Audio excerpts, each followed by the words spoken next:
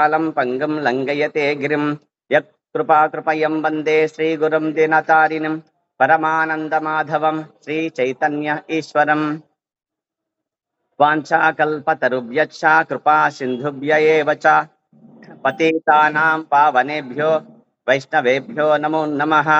जय श्री कृष्ण चैतन्य प्रभु नित्यानंद श्री अद्वैत गदाधर श्रीवासादि गौर भक्त वृंद।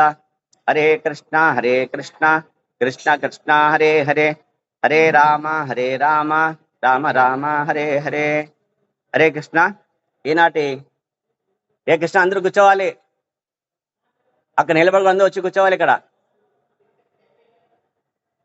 ఈనాటి నిత్యం భావత్ సేవ తరగతికి భక్తులందరికీ స్వాగతం సుస్వాగతం.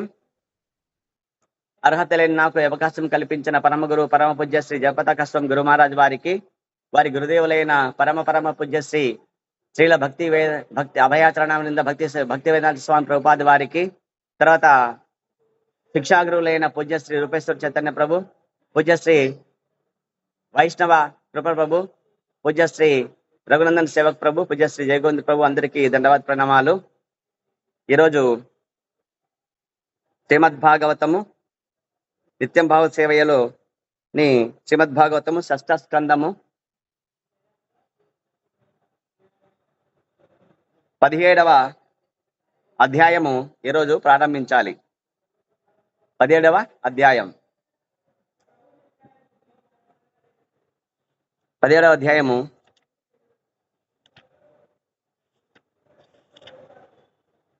పార్వతీదేవి చిత్రకేతువును శపించుట అనే అధ్యాయం నామం ఇది. ఇక్కడ ఈ అధ్యాయం వచ్చేసి మొదటి శ్లోకంతో మనము ప్రారంభిస్తాము. మొదటి శ్లోకం శ్రీ సుఖ ఉవాచ యతః చ అంతర్హితః అనంతః తస్యై కృత్వా దిశే నమః విద్యాధరః చిత్రకేతుః చచార గగనే చరః. ప్రతిపదార్థము శ్రీ సుఖ ఉవాచ, శ్రీ సుఖదేవ గోస్వామి పలికెను. యతః ఏ దిక్కున, చ మరియు, అంతర్హితః అంతర్హితుడయ్యేనో, అనంతః అనంతదేవుడు, తస్యై ఆ కృత్వా అర్పించిన పిదప, దిశే దిశకు, నమః నమస్సులు, విద్యాధరః విద్యాధరపతి, చిత్రకేతుః చిత్రకేతువు, చచర చచార ప్రయాణించెను, గగనే గగన మండలమున, చరః తిరుగుచు. శ్రీ సుఖదేవ గోస్వామి పలికెను. అనంతదేవుడు ఏ దిక్కుగా అంతర్హితుడు అయ్యెనో ఆ దిక్కునకు నమస్కరించిన పిదప, చిత్రకేతువు విద్యాధరపతిగా గగనమండలమున ప్రయాణింపజొచ్చెను.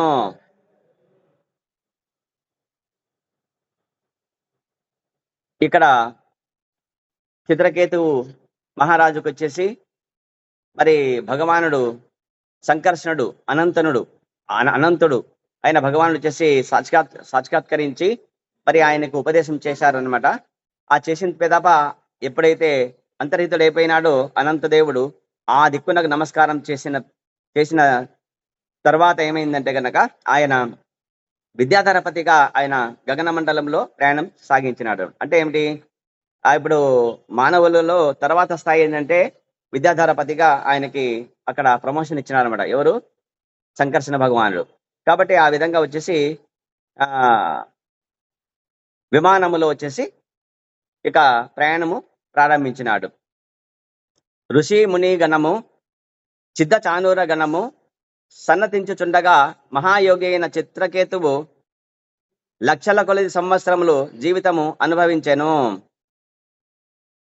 క్షణి క్షీణింపనట్టి దేహబలముతోనూ ఇంద్రియములతోనూ అతడు నానా సిద్ధులకు నిలయమగు సుమేరు పర్వత లోయలలో పర్యటించను. విద్యాధర లోక స్త్రీలను కూడి హరికీర్తనము చేయుచు అతడు ఆ లోయలలో వివరించను.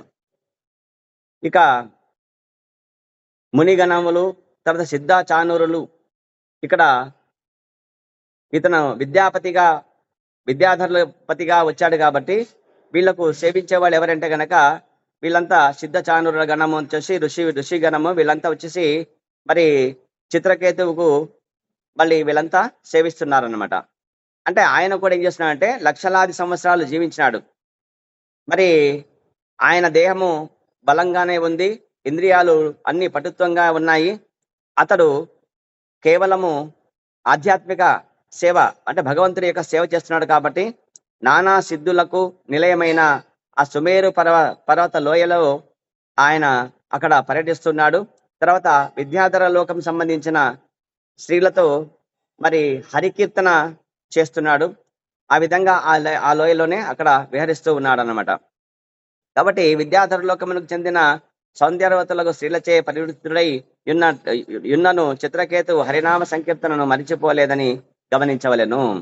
కాబట్టి విద్యాధర స్త్రీలతోటి వాళ్ళ యొక్క అందాన్ని ఈయనేమి భౌతికంగానే చూసినాడు, అంతేగాని ఈయన ఆధ్యాత్మికమైన హరికీర్తనలోని మునిగిపోయినాడు జేమ్స్ ప్రభుపాదులు ఇక్కడ భాష్యం చెప్తున్నాడు అనమాట. ఎటువంటి భౌతిక పరిస్థితి చేతను కలుషితం కానివాడు, భగవంతుని యశోగానములో నియుక్తుడైన వాడు అయిన విశుద్ధ భక్తుడు పరిపూర్ణుడే అని తెలుసుకొనవలసిన ఉన్నట్లు పలుచోట్ల నిరూపితమైనది.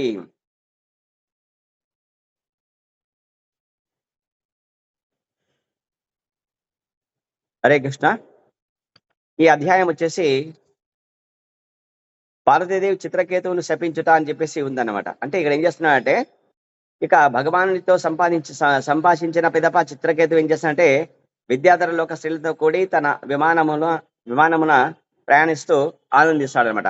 సామూహికంగా హరినామ కీర్తన చేస్తూ ఉంటారు. ఆ విమానం చాలా పెద్దదన్నమాట.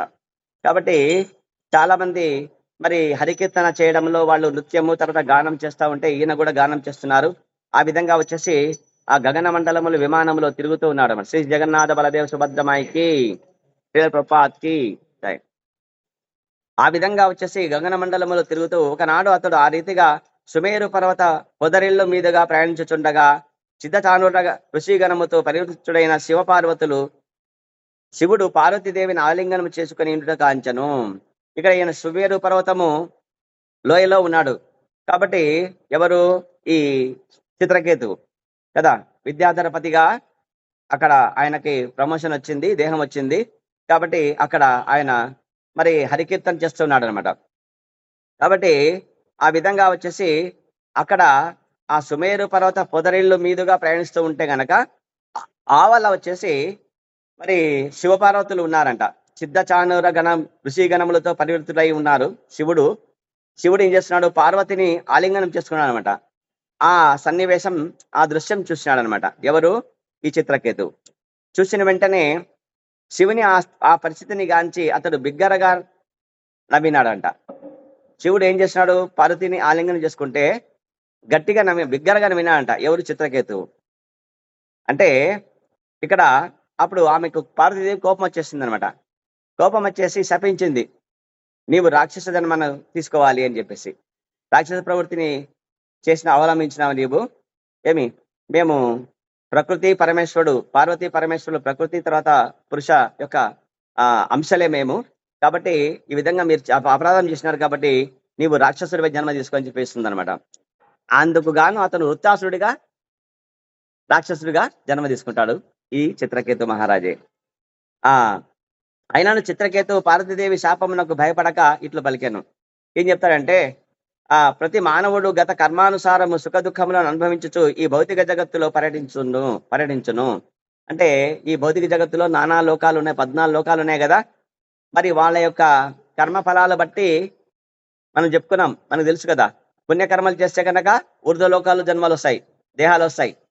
7 కదా, 7 లోకాలు. పాపకర్మలు చేస్తే కనుక అధోలోకాలు అంటే చీకటి లోకాలు అవి. అక్కడ సూర్యుడు కానీ చంద్రుడు కానీ కిరణం కానీ అసలు కిరణం కూడా సోకదు, వాళ్ళు అసలు కనబడరు అసలు వాళ్ళు. అటువంటి అధోలోకాల్లో జన్మ తీసుకుంటాం. కాబట్టి ఇవి ఇవి తెలుసు కాబట్టి చెప్తున్నాను అనమాట. కర్మానుసారం సుఖ దుఃఖాలు, సుఖం అంటే పై లోకాలు, దుఃఖం అంటే కింది లోకాలు, కింద 7 లోకాలు. కాబట్టి ఆ విధంగా ఈ భౌతిక జగత్తులో పరిణిస్తూ ఉంటారు జీవులంతా. కాబట్టి కనుక ఎవడును అతని సుఖ దుఃఖములకు కారణం కాడు. కాబట్టి తన సుఖ దుఃఖాలు కారణం ఎవరు? వాళ్ళు చేసుకున్న వాళ్ళు చేసుకున్నంత సుఖ దుఃఖాలకు కారణమవుతారు తప్ప ఇంకోటి కాదు. కాదు భౌతిక జగత్తు నందు ప్రతి ఒక్కడు ప్రకృతితే నియంత్రించబడినను తన్ను కర్తగా తలుస్తుంటాడు. అంటే యాక్చువల్ గా భౌతిక జగత్తులో ఉండే ప్రకృతి నియంత్రణలో ఎవరు ఉంటారంటే మనం ఉంటాం. కానీ మనం ఏమనుకుంటాము, లేదు మేమే ప్రకృతిని నియంత్రిస్తున్నాము అని నేనే కర్త అని చెప్పి భావిస్తాడనమాట. నేనే యజమాని అని చెప్పి భావిస్తాడు, నేనే భోక్త అని భావిస్తాడు. కానీ అది నిజమంటే కాదు. అది తెలిసినా కూడా ఆ విధంగానే మాయలో ఉంటాడు. భగవంతుని బాహ్య శక్తి చే తయారైన ఈ భౌతిక జగత్తులో ఒకడు కొన్ని మార్లు శపించబడవచ్చును, మరికొన్ని మార్లు అనుగ్రహమును పడేయవచ్చును. ఇంతకు ముందే కదా సంకర్షణ భగవానుడి చేతి ఏమైంది, ఆయనకి అనుగ్రహం వచ్చేసింది, అవునా కదా చిత్రకేతువుకు. తర్వాత ఎప్పుడైతే వివాహం ఎక్కేసి మరి ఇక్కడ సన్నివేశం చూసి నవ్వినాడు, పార్వతీదేవి శాపం కూడా వచ్చింది. అంటే ఏంటి, ఇక్కడ ఈ భౌతిక జగత్తులో సుఖ దుఃఖాలు ఉన్నట్టు శాపాలు అనుగ్రహాలు ఉంటాయి, ఇది సర్వసాధారణమే అని చెప్పేసి ఆయన చాలా సులభంగా తీసుకున్నాడు అనమాట. సరే కానీ తల్లి నువ్వు శపించినావు కదా, సరే అని చెప్పేసి అన్నాడు. కాబట్టి ఆ విధంగా అతడు ఒకప్పుడు అంటే ఎవరు మనుజుడు ఒకప్పుడు ఉన్నత లోకాలలో దివ్య భోగము అనుభవించవచ్చును, మరొకప్పుడు నీచ లోకములలో దుఃఖమును అనుభవించవచ్చును. ఇప్పుడు చెప్పుకున్నాం కదా, ఉన్నత లోకాలంటే మీ ఊర్ధ్వ లోకాలు, అక్కడ సుఖం అనుభవిస్తారనమాట. ఏది పాపరాశి ఎక్కువ ఉన్న పుణ్యరాశి ఎక్కువ ఉన్నప్పుడు, పుణ్యకర్మ ఫలితం ఎక్కువ ఉన్నప్పుడు పైన వెళ్తాం. అదే పాపరాశి ఎక్కువ ఉంటే కనుక దిగువ లోకాలు నీచ లోకంలో జన్మలు తీసుకుంటాం, అక్కడ దుఃఖం అనుభవిస్తాం. కాబట్టి ఈ విధంగా సర్వసాధారణమే ఈ భౌతిక జగత్తులో అని చెప్పినాడు అనమాట. కానీ ఆ పరిస్థితుల్లో నేను భౌతిక జగత్తు నందే ఉన్నవి కనుక సమానములే. కానీ ఈ భౌతిక జగత్తులో ఉండే కదా ఇవన్నీ సుఖ దుఃఖాలు ఎక్కడున్నాయి, కేవలం భౌతిక జగత్తులో మాత్రమే ఉన్నాయి. మరి ఆధ్యాత్మిక జగత్తులో ఉన్నాయంటే లేవు. కాబట్టి ఇదంతా సమానమే అంటాడు, ఏదైనా ఒకటే అని చెప్తాడనమాట. కానీ ఆ అవన్నీ తాత్కాలికములు కనుక ఎటువంటి వాస్తవమైన అస్తిత్వము లేనటివి, ఇవన్నీ తాత్కాలికమే. భౌతిక జగత్తే తాత్కాలికమైనప్పుడు మరి ఇవి కూడా సుఖ దుఃఖాలు కూడా తాత్కాలికమైనవే అని చెప్తాడు. కాబట్టి భగవద్ ఆధీనముననే ఈ భౌతిక జగత్తు యొక్క సృష్టి స్థితి లయ కార్యములు జరిగినను ఆయా మార్పులకు దేవదేవుడు తటస్థుడై ఉండును కనుక అతడే చరమ నియామకుడై ఉన్నాడు. కాబట్టి భౌతిక జగత్తుని సృష్టి స్థితి లయ కార్యములు ఎవరు చేస్తున్నారు, ఆ భగవంతుడే చేస్తున్నాడు కదా. సత్వ రజో తమో గుణాలకు సంబంధించి సత్వగుణములకు సంబంధించి బ్రహ్మ సృష్టి చేస్తాడు. తర్వాత రజోగుణం సంబంధించి మళ్ళీ రజోగుణం సంబంధించి బ్రహ్మ సృష్టి చేస్తాడు. సత్వగుణం సంబంధించి విష్ణువు అందరికీ పోషిస్తాడు. తమోగుణం సంబంధించి శివుడు అందరినీ అంటే అంటే మరణమాసన్నమైనప్పుడు లయం చేస్తాడు అనమాట, వాళ్ళని ఆ విధంగా నశింపజేస్తాడు, లయకారకుడు. కాబట్టి ఇవన్నీ చేసేది ఎవరంటే గనక ఆ విష్ణువునే, ఇవన్నీ కృష్ణుడే ఇవన్నీ చేయిస్తున్నాడు. 3 అంశాలుగా త్రిగుణాలకు సంబంధించిన అవతారాలు తీసుకొని చేస్తున్నాడు అని చెప్పేసి చెప్తున్నాడు. కాబట్టి ఇవన్నీ నియంత్రించేది ఇవన్నీ ఎవరయ్యా అంటే అంతా మీరే అని చెప్పేసి భగవంతుని గురించి ఇక్కడ చెప్తున్నారు. కాబట్టి ఆ విధంగా సుఖ దుఃఖాలు రెండు సమానమే. జీవన పరిస్థితుల ఎందును భక్తుడు ఉదాసీనుడై ఉండవలను. కాబట్టి భక్తుడు జీవన పరిస్థితుల ఎందు ఎట్లుండాలి అంటే సుఖం వచ్చినప్పుడు ఒకే స్థితిలో ఉండాలి, దుఃఖం వచ్చినప్పుడు కూడా ఒకే స్థితిలో ఉండాలి. భక్తుడు ఉదాసీనుడై ఉండవలేను. ఇవన్నీ మాయా రచితములైన ద్వంద్వములు మాత్రమే. ఇవన్నీ ఎవరు చేస్తున్నారు, ఇవన్నీ అంటే మాయ చేసింది. ఇవన్నీ దుఃఖం ఎవరు చేసింది, మాయ ఇస్తుంది. సుఖం ఎవరు ఇస్తుంది, మాయ ఇస్తుంది. కాబట్టి మాయ యొక్క ద్వంద్వాలే ఇవన్నీ అని చెప్పేసి అంటాడు. చీకటి వెలుగులు కదా, శీతోష్ణములు, సుఖ దుఃఖములు, ఈ ద్వంద్వములన్నీ మాయా ప్రభావం చేతనే జీవుడు సూక్ష్మ స్థూల దేహములను బడిచుండును. కాబట్టి ఇదంతా మహత్తత్వం సంబంధించినటువంటి ఇవన్నీ. స్థూల దేహం అంటే ఏమి, మనది పంచ మహాభూతములు. ఏంటి పంచమహాభూతములు అంటే అగ్ని కదా, భూమి, తర్వాత నీరు, అగ్ని, వాయువు, ఆకాశము, పంచమహాభూతములు. తర్వాత పంచేంద్రియములు, కళ్ళు కదా, ముక్కు, చెవి, నాలుక, చర్మము. వీటి యొక్క ఇంద్రియార్థములు. కన్ను ఏం చూస్తుంది, రూపం చూస్తుంది. అక్కడ ఎవరు కూర్చున్నాడు, గర్లా బాయ, పెద్ద ఆయన చిన్న ఆయన, పిల్లకాయన పెద్దకాయన, అక్కడ ఎవరు వస్తున్నారు? జయగోవింద ప్రభు వస్తున్నారు. ఇట్లా అనమాట, రూపం చూసి చెప్తున్నాడు కన్ను కదా. అట్లనే ఈ చెవి ఏం చేస్తుంది? ఇప్పుడు చెప్పినవన్నీ శబ్దాలు ఏవైతే, శబ్ద బ్రహ్మం ఏదైతే ఉన్నాయో అది గ్రాహ్యం చేస్తున్నాడు, వింటుందన్నమాట, అది శ్రవణం చేస్తుంది అనమాట, అది కదా. ముక్కు ఏం చేస్తుంది? అక్కడ కృష్ణుడి కోసము కదా నైవేద్యాలు పెట్టేసి ఇప్పుడే బయటకు వచ్చేస్తున్నాయి, మహాప్రసాదం వచ్చేస్తుంది నా దగ్గర, నా కొరకు కృష్ణుడు అపారమైన కృపతో దయతో మాకు ఇస్తున్నాడని చెప్పేసి ముక్కు గ్రహిస్తుంది అనమాట. తర్వాత నాలుగు ఏం చేస్తుంది? కృష్ణ ప్రసాదం తీసుకుంటుంది. ఇంకో పని చేస్తుంది, కృష్ణ కథ చెప్తుంది. కృష్ణుడి యొక్క భగవద్గీత శ్లోకాలు ఏ కృష్ణ నేర్చుకుంటుంది. ఏమది? నాలుక. ఎవరు నాలుక నేర్చుకుంటుంది ఇక్కడ? ఎవరు నాలుక నేర్చుకుంటుంది ఇక్కడ? శశాంకుడు కదా నేర్చుకుంటాడు. ఈ విధంగా నాలుగు చేస్తుంది. చర్మం ఏం చేస్తుంది? చర్మం ఏం చేస్తే స్పర్శ చూస్తుంది అనమాట. ఏంటి? స్త్రీ పురుష స్పర్శ కదా, వెరీ బ్యాడ్ కదా. ఆకర్ష అదే, మాయ అంటే అదే. కాబట్టి ఇవి తన్మాత్రలు. కాబట్టి 5 5 5 15 అయినాయి. ఇంకోటి కర్మేంద్రియాలు 5. ఏంటది? లోతు తినడానికి ఉపయోగపడుతుంది. తర్వాత చేతులు పని చేయడానికి, కాలు నడవడానికి, ఇవి కర్మలు, 3 కర్మలు. ఇంకోటి ఒంటికి పోసే కర్మ, తర్వాత చేసే కర్మ. కాబట్టి ఒంటికి పోసే కర్మతో ప్రజోత్పత్తి కూడా చేస్తారు, అదే ప్రజోత్పత్తి కూడా చేస్తారు. కాబట్టి ఇవి 5 ఇంద్రియాలు. కాబట్టి మొత్తం 20 అయినాయి. కాబట్టి 5 4 20. కృష్ణ ఎవరు మాట్లాడుతున్నారు? మీట్లో పెట్టుకో కృష్ణ. ఎవరు మాట్లాడుతున్నారు? డిస్టర్బెన్స్ ఆఫ్ ఇండియా, మీట్లో పెట్టుకోండి. హరే కృష్ణ. కాబట్టి ఇక్కడ తర్వాత మనోబుద్ధి అహంకారములు ఎన్నైనాయి? మొత్తం 23 అయినాయి. మనస్సు, బుద్ధి, అహంకారము. ఇంకోటి అవ్యక్తం అంటే త్రిగుణాలు. ఈ 3 కలిసి ఒకటే అనమాట. త్రిగుణ అవ్యక్తం అని చెప్పి ఒక పాయింట్ చెప్తారు అంతే. 24 తత్వాలతో కలిసింది ఇది భౌతిక స్థూల దేహము. ఏమిది? స్థూలము. ఇప్పుడు ఎప్పుడైతే యమధర్మరాజు యొక్క భటులు పంపిస్తారు, పోయి తీసుకురాపో, టైం అయిపోయింది, ఇంతవరకు బాగా నాటకం బాగా చేస్తున్నాడు, బాగా ఎంజాయ్ చేస్తున్నాడు, తీసుకురాపో అంటారు అనమాట. అప్పుడు యమపాశం వేసి తీసుకుపోతారు అనమాట. అప్పుడు ఏ రూపంలో తీసుకుపోతారు వాళ్ళు? యమకింకరులు సూక్ష్మదేహము. ఏం దేహం అది? సూక్ష్మదేహం. అది సూక్ష్మదేహం అనమాట. దాన్ని యాతనాదేహం అంటాం. దాన్ని ఏమంటారు? దాన్ని యాతనాదేహం కదా అంటారనమాట. కాబట్టి ఈ విధంగా ఇవన్నీ భౌతిక జగత్ ప్రకృతిలో ఉండేవి, మాయ చేత ఇవన్నీ చేసినవి అని చెప్తారనమాట కదా.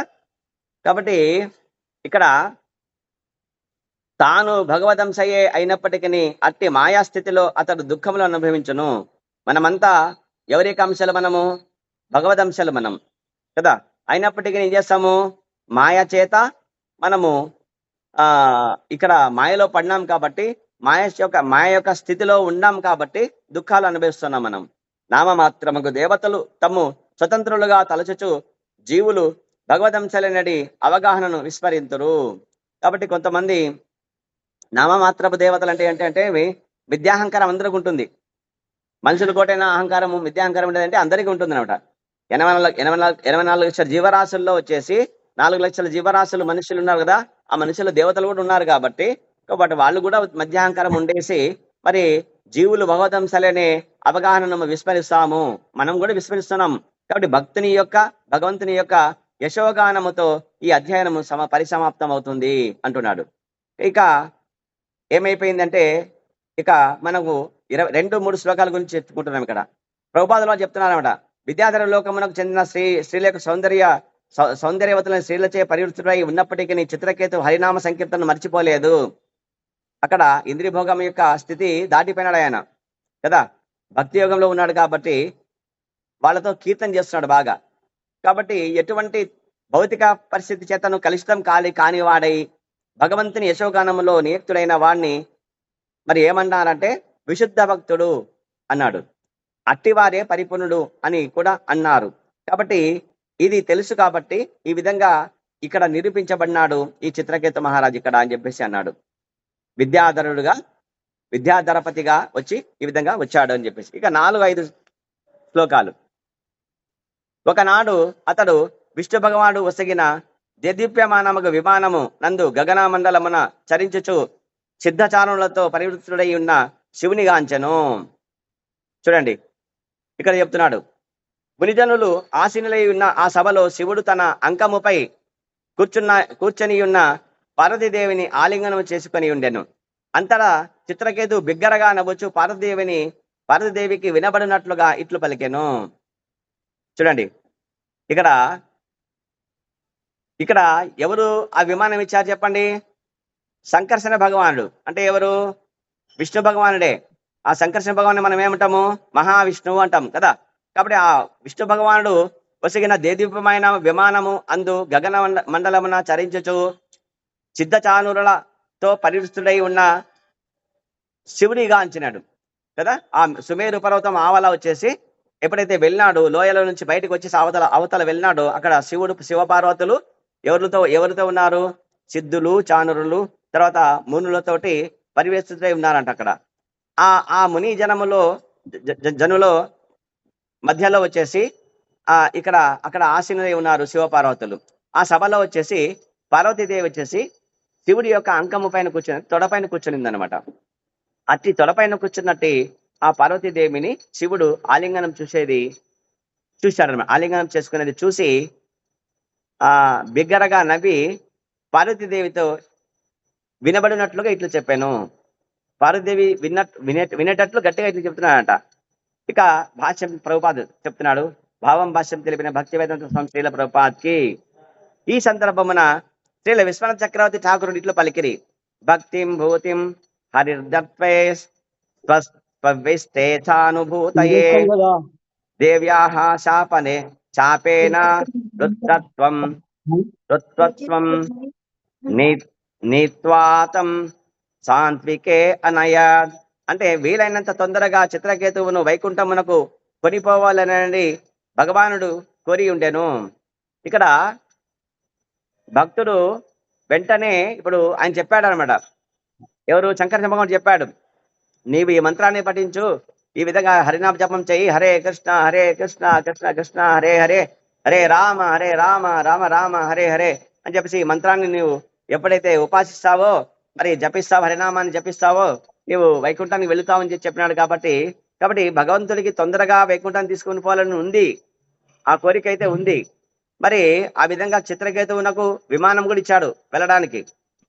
పార్వతీదేవి శాపము చేతడు వృత్తాసురుడే మరుసటి జన్మలోనే భగవద్ధామమును చేరుట భగవంతుని ప్రణాళిక ఉండేనని భావము. కానీ ఇక్కడ ఒకే విడతలో చిత్రకేతువుకు భగవద్ధామాన్ని తీసుకుపోలేదు కృష్ణుడు. ఏం కృష్ణ? ఇక్కడ రెండవ అవకాశం ఇచ్చినాడు అనమాట. ఆ రెండవ అవకాశం ఏంటంటే కనుక వృత్తాసురుడుగా జన్మ తీసుకోవడం అనమాట. అందుకే ఇదంతా ఎవరికంటే కనుక సర్వకారణ కారణం ఎవరు చెప్పండి? కృష్ణుడే కదా. ఈశ్వర పరమః కృష్ణ సచ్చిదానంద విగ్రహ అనాదిరాది గోవింద సర్వకారణ కారణం. కాబట్టి ఇదంతా స్కెచ్ చేసేది డ్రామా అంతా స్క్రీన్ ప్లే కదా, డైరెక్టరు, ప్రొడ్యూసరు అంతా ఎవరంటే కనుక ఇదంతా రంగస్థలి. ఇది ఈ భౌతిక జగత్తే ఒక రంగస్థలి, ఇది నాటక రంగం ఇంతే. ఇది ఇక్కడ పాత్రలు ఇస్తాడంతే మనకి. కాబట్టి ఆ పాత్ర అంటే ఆ నాటకం ఎప్పుడో అయిపోగొట్టాలంటే ఎవరు చెప్పాలా అవని? కృష్ణుడే చేయాలంతే. ఇది ఇంకా అయిపోయింది నా నాటకం, ఇంకా అయిపోయింది, నేను బాగా చిత్రకేతు మహారాజుగా బాగా రక్త గడ్డించాను, ఇంకా అయిపోయింది, నేను వైకుంఠానికి పోతాను అనుకున్నాడు. ఇక్కడ గగనతలములో విమానములు ఎగురుతూ పోతున్నాడు, మేరు పర్వతం శిఖరం దాకి అవతల వెళ్తున్నాడు. వెళ్ళేటప్పటికీ ఆయనలో మాట పలికించినాడు. ఆయనే లోపల ఉంటాడు కదా, ఎవరు? హృదయ పరమాత్మగా ఉంటాడు కదా. కాబట్టి గట్టిగా నవ్వినాడు, పార్వతీదేవి లేపినాడు అనమాట. ఇది చూడండి. కాబట్టి ఈ ప్రణాళిక అంతా ఏమంటే భగవానుడే. అసురుని రూపమున వర్తించుచున్న భక్తుని భగవంతుడు కరుణతో భగవద్ధామమునకు చేర్చిన సంఘటనలు ఎన్నో కలవు. అంతే కదా. ఇప్పుడు మనము మరి భగవంతుడి యొక్క అవతారాలలో వచ్చేసి ఆయన ఎందుకు అవతరిస్తున్నాడు? అసురులను ఎవరైతే ఉన్నారో వాళ్ళని సంహరించి ఉద్ధరిస్తున్నాడు అనమాట కదా. ఇక్కడ చెప్తారు కదా, నమస్తే నరసింహాయ ప్రహ్లాదలాదదాయినే హిరణ్యకశిపో రక్షః. హిరణ్యకశిపుని రక్షించినావు ఓ నాయనా, ఓ నరసింహ భగవాన్ రా అని చెప్తున్నాడు. కాబట్టి రక్షించినాడు అక్కడ. అంటే ఏమి, ఈ భౌతిక జగత్తులో పాపం కష్టాలు పడుతున్నాడు కదా, అహంకారంతో ఏవేవో తప్పులు చేసేసి పాపాలు చేస్తున్నాడు. ఇంకా చాలు చాలు నాయన, ఇంకా నీవు వెళ్ళిపో అని చెప్పేసి ఏం చేసినాడు, వైకుంఠానికి పంపే ఏర్పాటు చేసినాడు, వచ్చేసి కడుపు చీల్చేసి అంతే కదా. కాబట్టి ఆ విధంగా అనేక రాక్షసులని ఆయన భగవానుడు ఏం చేస్తున్నాడంటే గనక వైకుంఠానికి పంపే ఏర్పాటు చేస్తున్నాడు.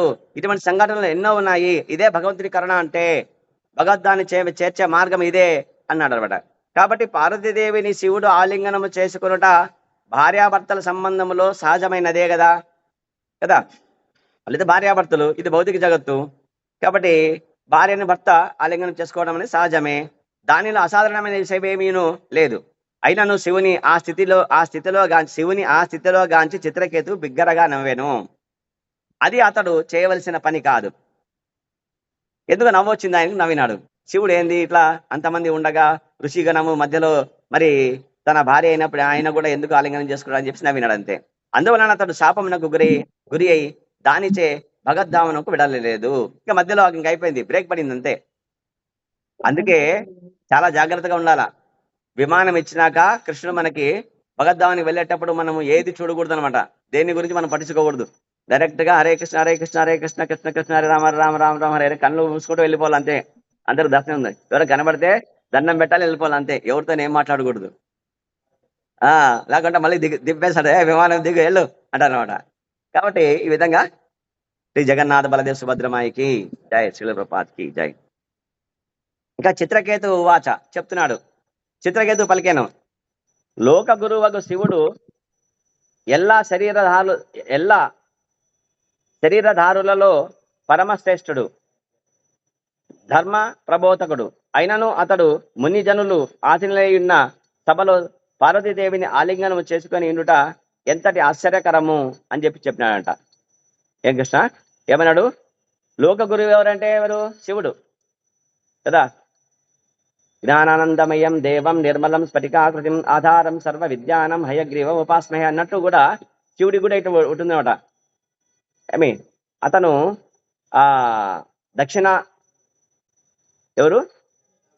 దక్షిణామూర్తి గురువు స్థానంలో ఉంటాడనమాట ఆయన కదా. కాబట్టి ఆ దక్షిణామూర్తి ఎవరంటే శివుడే, మహాదేవుడే. కాబట్టి గురువు స్థానంలో ఉండే శివుడు వచ్చేసి ఎల్ల రీత్యా శరీరధారులలో పరమశ్రేష్ఠుడై ఉన్నాడు కదా. చెప్పారు కదా, ఎవరు, వైష్ణవానం యథాశంభో.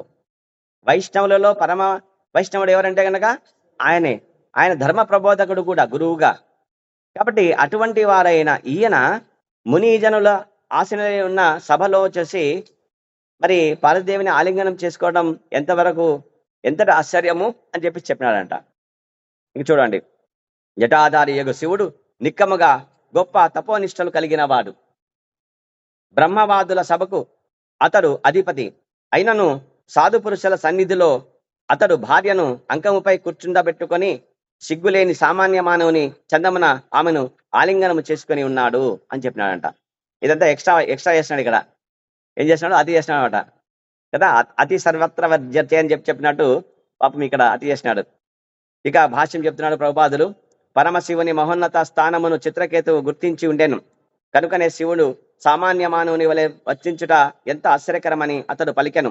శివుని మహోత్కృష్ట పదమును గుర్తించినను సాధుజనుల మధ్య అతడు సిగ్గుమాలిన సామాన్య మానవుల వలె కూర్చుండుటను గాంచి చిత్రకేతు ఆశ్చర్యచకితుడయ్యెను.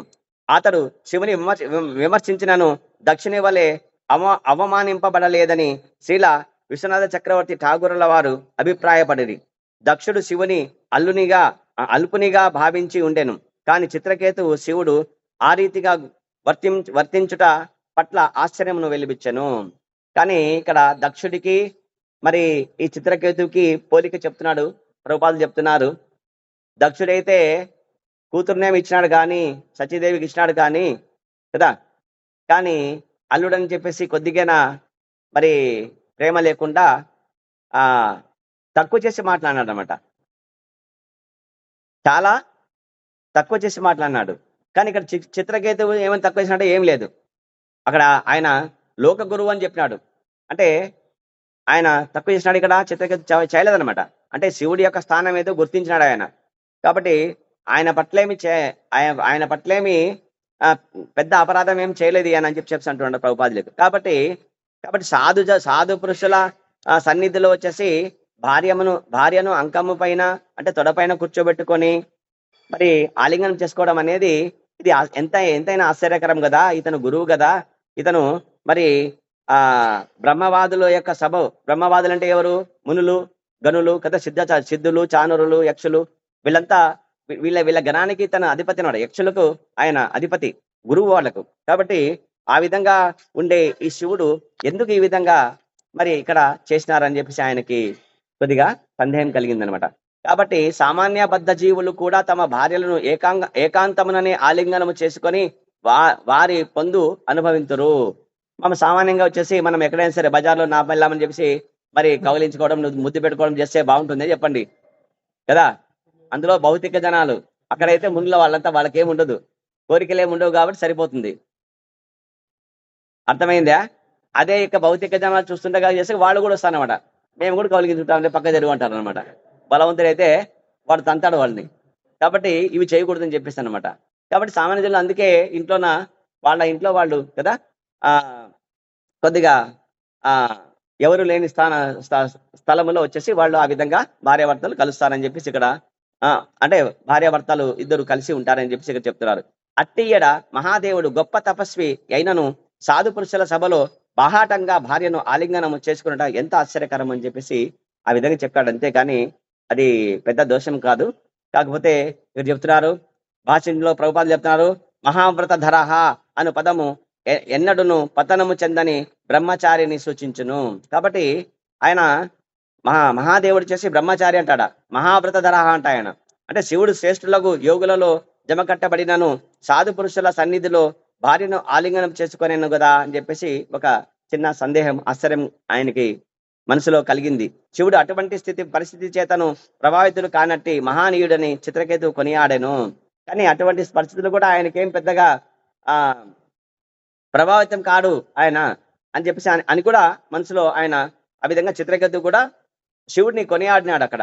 అనగా చిత్రకేతు అపరాధి కాదు, కేవలము తన ఆశ్చర్యమని అతడు వెలిపించాను. ఇక్కడ ఆశ్చర్యం వెలిపించినాడు అంతే కానీ నిజానికి ఆయన అపరాధి అంటే కాదని చెప్తున్నాడు ప్రభుపాదులు ఇక్కడ.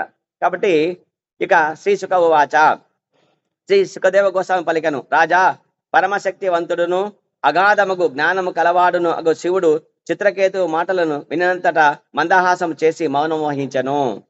సభాసదులను అతనినే అనుసరించి మిన్నకుండిది. ఇక అయిపోయింది.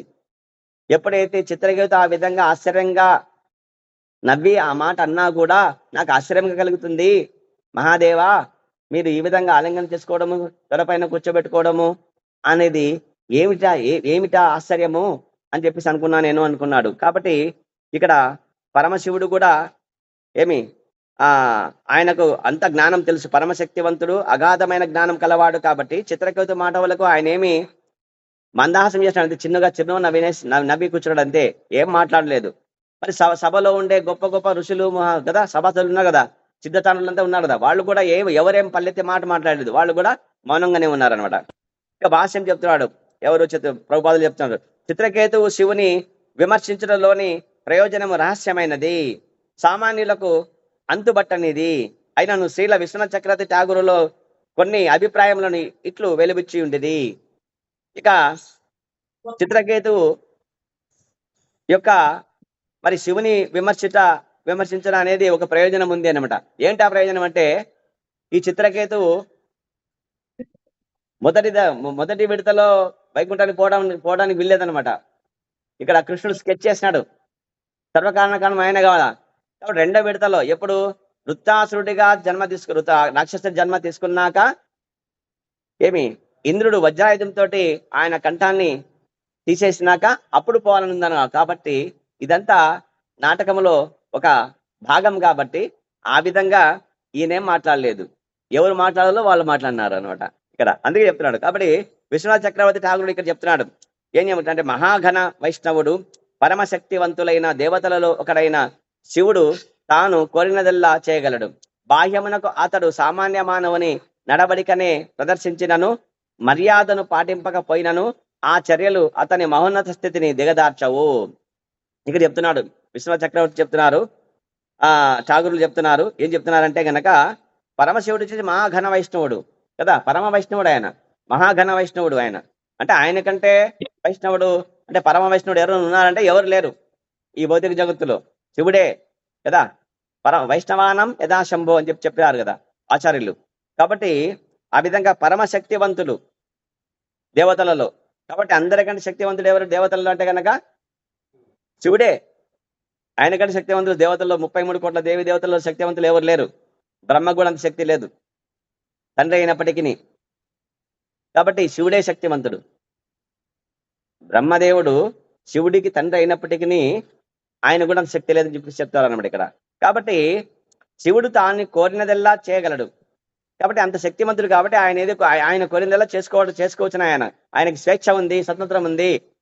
ఆయన ఎవరి నియంత్రణలో లేడు అని చెప్పేసి ఇక్కడ చెప్తున్నారు అన్నమాట. కాబట్టి బాహ్యమునకు అతడు సామాన్య మానవుని నడవడికనే ప్రదర్శించినను, మర్యాదను పాటింపకపోయినను ఆచర్యలు అతని మహోన్నత స్థితిని దిగజార్చవు. అదే సామాన్యవాడు చేస్తే తప్పు. కానీ ఇప్పుడు మనం చేస్తే దొంగతనం చేస్తే ఏమవుతుంది?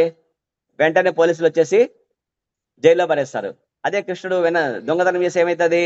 లీల అవుతుంది కదా. మనం చేస్తే కర్మ అవుతుంది, ఆయన చేస్తే లీల అవుతుంది. ఆ విధంగా అంతే ఇక్కడ కూడా అంతే, శివుడు కూడా అంతే అనమాట.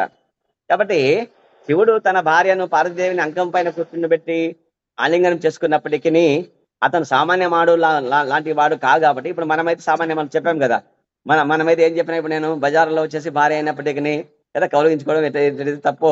ఇది సామాన్య మానవుడికి అయితే తప్పు అయితే తప్పు. కానీ ఆయన మహోన్నతుడైన ఆయనకి ఇది తప్పు కాదని చెప్పేసి విషయం ఇక్కడ చెప్తారు. కాబట్టి మర్యాద మరి సామాన్య మానవుడి వల్లనే నడవడిక ప్రదర్శించినను, మర్యాదను పాటించక పోయినను ఆచర్యలు అతని మౌన స్థితిని దిగజార్చవు అని చెప్పాడు అనమాట.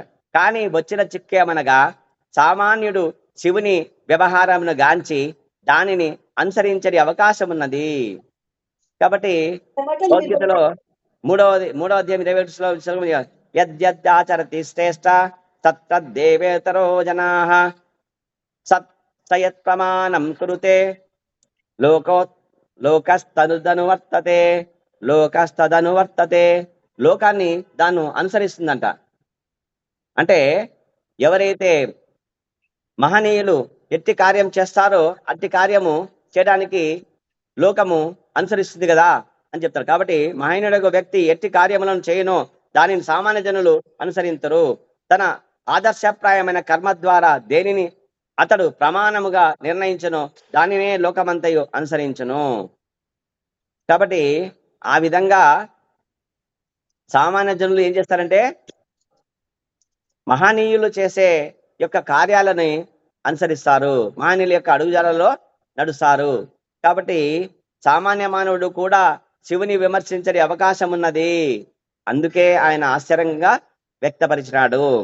దక్షుడు అట్లే కావించి దాని పర్యవసానము అనుభవింపవలసి వచ్చాను. దక్షుడు చేశాడు కదా, ఏం చేసినాడు? శివుణ్ణి సామాన్య మానవుడిగా భావించినాడు అంతే. ఎక్కడో శ్మశానంలో ఉంటాడు, బూడిద పూసుకొని ఉంటాడు, కాటి కాపర్లు పెట్టుకొని ఉంటాడు. ఆయన ఎవరికి యజమాని? ఆయనకంతా భూత ప్రేతాలకంతా కదా వాళ్ళకి యజమాని ఆయనకి ఏముంది? ఎప్పుడు చూసినా తపస్సు చేస్తుంటూ బైరాగిలాగా ఉంటాడు, బైరాగి ఆయన అని చెప్పేసి ఇట్లా విమర్శించినాడు, తక్కువ చేసేసి అనమాట. కాబట్టి ఈ విధంగా అపరాధం చేసినందుకు ఏమైపోయింది? శిక్ష వచ్చేస్తున్నాడు. ఎవరు వచ్చినాడు? జటాజుటం విసిరేసి ఎవరు వచ్చినాడండి? వీరభద్రుడు వచ్చాడనమాట. అంతేగా వీరభద్రుడు వచ్చేసి వికటాటహాసం చేసుకుంటూ వెళ్తాడు. అంత ప్రమాదగానాలు తీసేసుకొని సైన్యాన్ని తీసుకొని వెళ్ళి కదా ఇక అక్కడ ఎవరెవరైతే అపరాధాలు చేసేసినారో వాళ్ళకందరికి శిక్ష విధిస్తూ, మరి ప్రధాన అపరాధి ఎవరంటే దక్షుడు. ఇంతకు ముందే చెప్పింటాడు, అపరాధం చేసింటాడు. కాబట్టి ఆయన యొక్క తలను ఛేదించి యజ్ఞగుండంలో పడేస్తాడనమాట. ఈ విధంగా అపరాధానికి అనుభవిస్తాడు శిక్ష.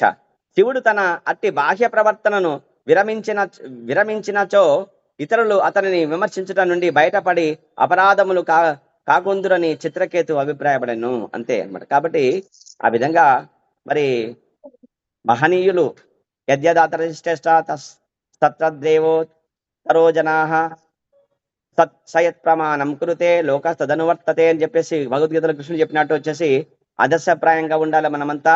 మరి శ్రేష్ఠులైన ఎవరైతే మహనీయులు అయితే ఉంటారో వాళ్ళు ఆదర్శమైన పనులు చేయాలా. కాబట్టి ఇటువంటివి చేస్తే గనక సామాన్య జనులు కూడా చేయడానికి అనుకరించడానికి ప్రయత్నం చేస్తారు.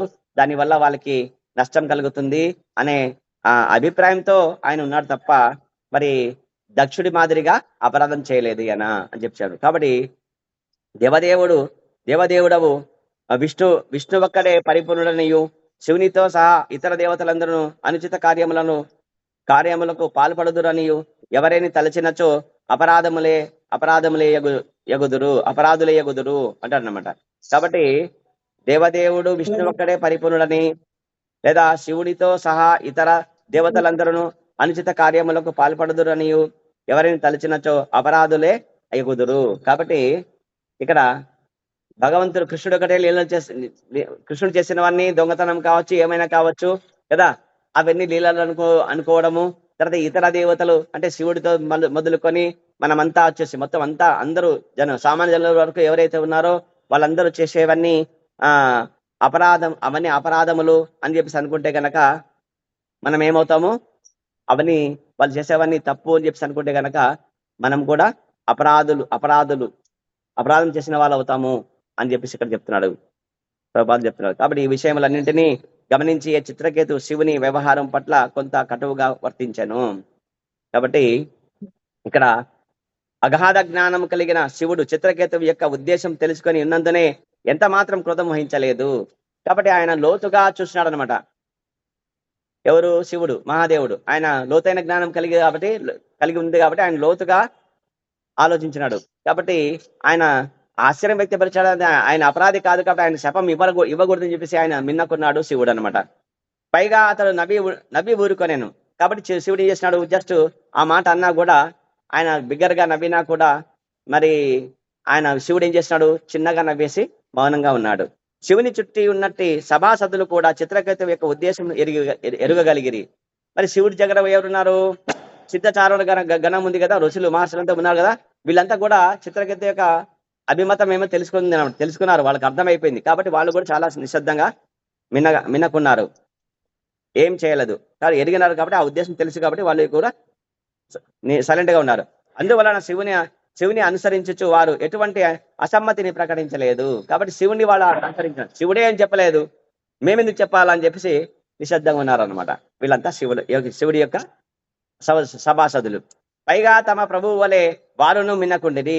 వాళ్ళ ప్రభువు అక్కడ ఎవరంటే మహాదేవుడు శివుడు. కాబట్టి వాళ్ళ వల్ల చెప్తారు. చిత్రకేతు శివుని నిందించినాడని తలచెంచో వారందరూ చెవులు మూసుకొని వెంటనే అచ్చటి నుండి వెళ్ళిపోయేది వారు. కాకపోతే సిద్ధచారుల గణులకు తెలుసు అనమాట, ఆయన నిందించలేదు అక్కడ, ఆశ్చర్యం వ్యక్తపరిచినాడు అంతే. కాబట్టి ఎప్పుడైతే గనక భగవంతుడి నింద చేసినప్పుడు తన యొక్క భక్తులు ఏం చేయాలి, అక్కడ నిందించే వాళ్ళని ఆపడానికి ప్రయత్నం చేయాలా. నువ్వు అట్లా మాట్లాడకూడదు చెప్పి అని అడ్డుపడాలా. లేదు అడ్డుపడకపోతే ఆపలేకపోతే ఆ శక్తి లేకపోతే కనుక అక్కడ నుంచి ఆ స్థలం నుంచి వెళ్ళిపోవాలి అంతే, అక్కడ ఉండకూడదు అనమాట. కాబట్టి వీరు కూడా అటువంటి పని చేసేవాళ్లే. అది నింద కాదది, ఆశ్చర్యం మాత్రమే.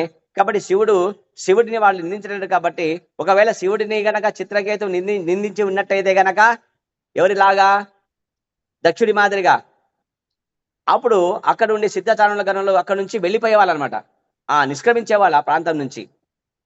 ఇక హరే కృష్ణ, టైం అయిపోయింది. సో కాబట్టి ఇప్పుడు 9 శ్లోకాలు అయిపోయినాయి, ఇక్కడికి ఆపేస్తాము. వాంఛాకల్పతరుభ్యశ్చ కృపా సింధుభ్యైవ చ పతితానాం పావనేభ్యో వైష్ణవేభ్యో నమో నమః.